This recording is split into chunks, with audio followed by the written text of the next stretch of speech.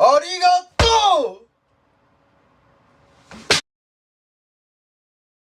ទូរទស្សន៍ហងមាសនិងរស្មីហងជា Cambodia DTH UHD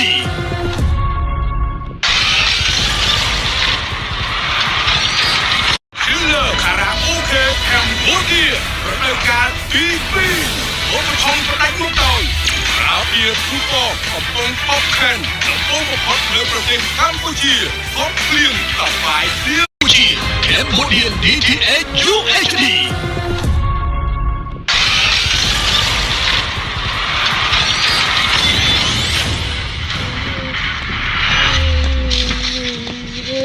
កម្ពុជា